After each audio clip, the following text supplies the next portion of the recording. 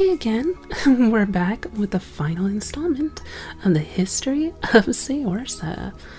So, what are we learning about today?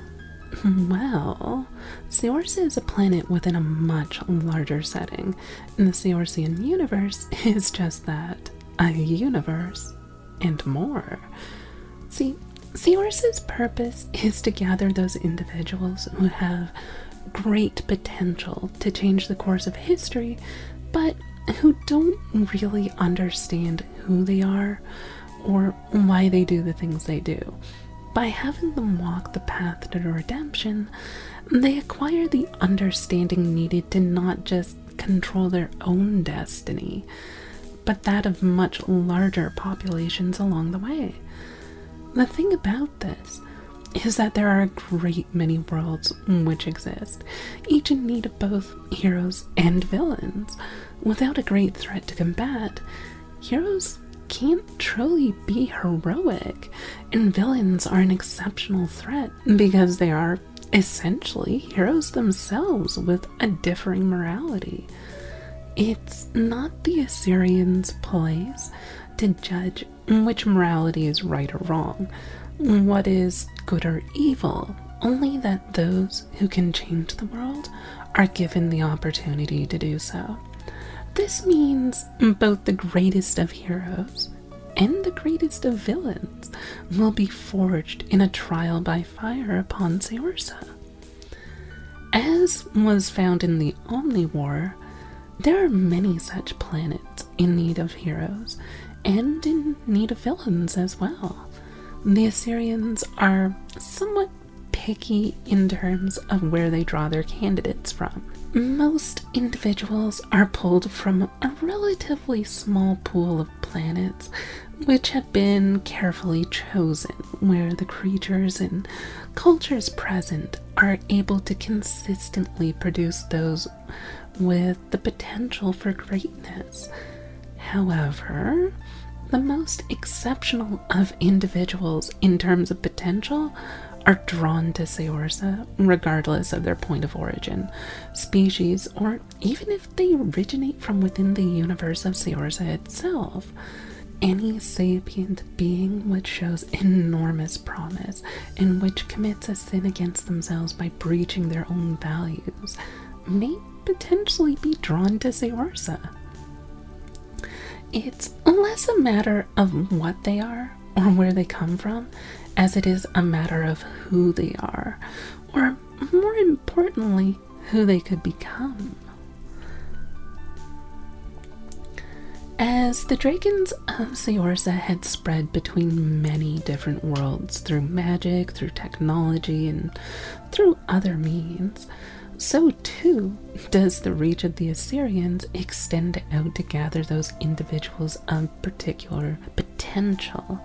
Even the boundaries of the universe are not a limiting factor, though they may be a bottleneck of sorts.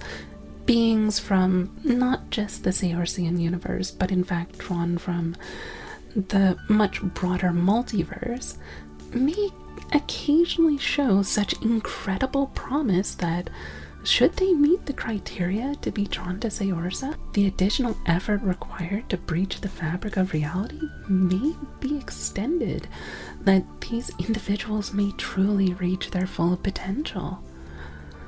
Though the vast majority of individuals brought to Saorsa followed the order listed within the previous History of Saorsa video, it begins, there have been a few which have been chosen before the remainder of their species was considered ready.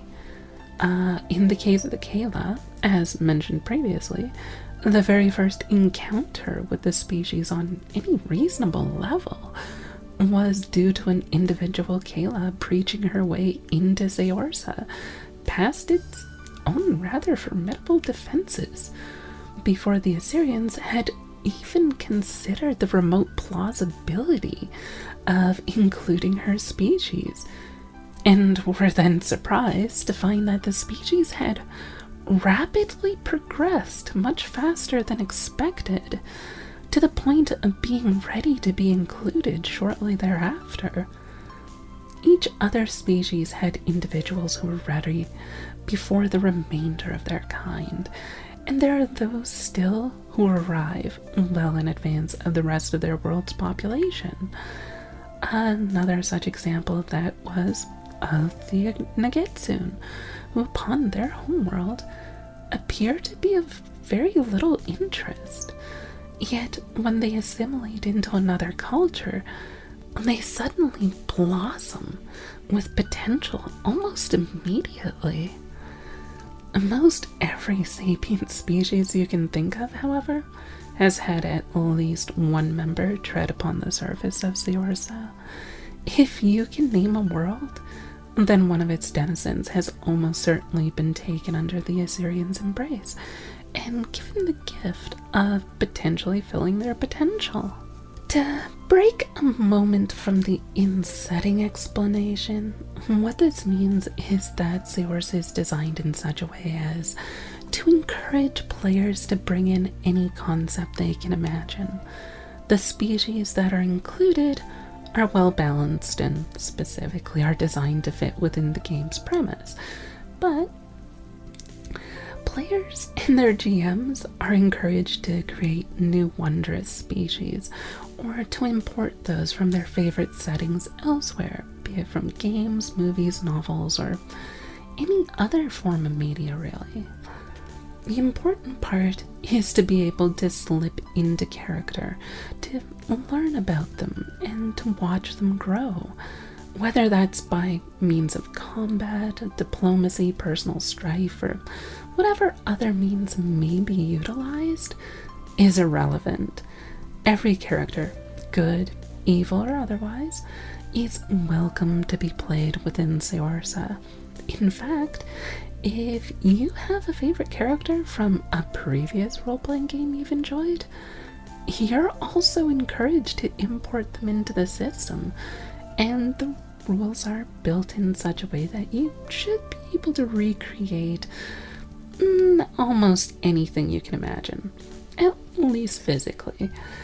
Saorsa itself is set within a fantasy setting, and individuals drawn to Saorsa are restricted to a somewhat advanced fantasy technology level. Like, crossbows are about the pinnacle of technology, and characters with advanced knowledge will find that they can't seem to remember those specific details about how to design and run a nuclear reactor so long as they're on the planet's surface, as that magical dampening field which prevents them from being, permanently injured also prevents them from making use of advanced technologies.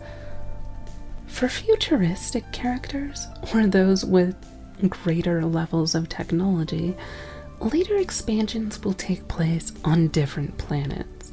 Some species are highly advanced spacefaring civilizations, such as the Polaris, and each expansion book will cover a different planet. Some planets will be ideal for science fiction games. Others may be well suited to a Wild West style of gameplay. As such, the Saorsian universe will eventually be able to fully encompass every character concept you can think of, though some may be a bit limited in the base game. For example, were you to create a cyborg to bring to Saorsa, while they may possess some advantages stemming from their cybernetics, such as additional strength, speed, and so on, the ability for them to fire their laser weaponry will falter, the equipment just seeming to fail to function, and any memory of how to correct or bypass such will just be on the tip of the tongue, yet just out of reach. This can allow interesting character story arcs, such as said cyborg learning how to solve problems without relying on technology to handle everything for them every time. Regardless, the point here is that within Saorsa's history, yes, it has a wide array of species, and it would not be out of place in the slightest for you to import a character species from your favorite universe. And with that, we basically cover the most important parts about the history of Saorsa. Oh, there's a lot of additional stuff that went on, obviously, but in terms of basic character design, this is the important stuff. Anyway, I think we've pretty much covered what we need to today. So with that, I'm out. I'll see you next time.